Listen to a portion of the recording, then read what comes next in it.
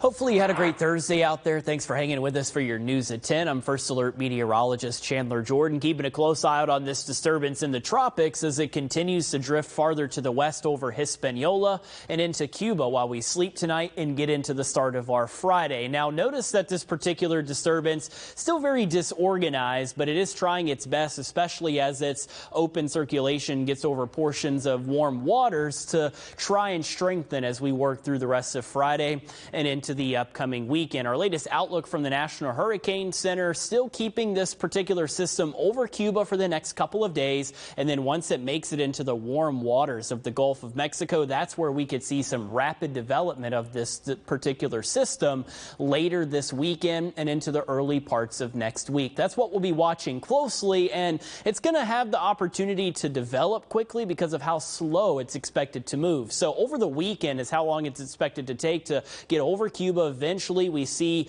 the particular open or center of circulation make it over open warm waters within the Gulf of Mexico, and then as we make our way through the weekend and into next week, this is by Monday night and into Tuesday morning, still very slow moving system over the open waters of the Gulf. If it's able to strengthen quickly, I think we see it turn a little sooner to the north and to the east, and a weaker system will take a little bit longer before it starts to make its northward turn. Something we're going to keep a close eye out here in the First Alert Weather Center, and we'll be the first to alert you of if there's a tropical depression that's likely to form with this system by the end of the weekend. We've got some steering mechanisms in place for it. We've got our Bermuda High well offshore, clockwise flow around it, also helping to usher in some warmer air from our south and from our west, and the frontal boundary that's going to help to keep things at bay and also bring us storm chances into the weekend, starting to drop through the Missouri River valleys, and eventually will start to move towards us as we get into this weekend. Closer to home, the broken complex of thunderstorms from this evening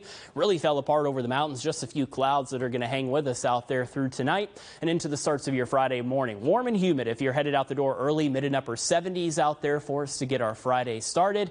And we're going to heat up very, very quickly on Friday. We have another First Alert weather day in place. This feels like temperatures are going to climb to around 110. Make sure you drink lots of water. That starts in the morning so your body can get properly hydrated, and continue to drink water all throughout the day. Of course, also check in on your pets and your neighbors to make sure they're handling the heat okay. And we get some relief as we get into the weekend. Feels like temperatures start to drop into the lower portions of the triple-digit mark, around 104 Saturday, 102 for your feels like temperature on Sunday. And it's thanks to the cold front I pointed out to you dropping in, bringing with it showers and thunderstorms. Your afternoon on Saturday could be a little wet at times.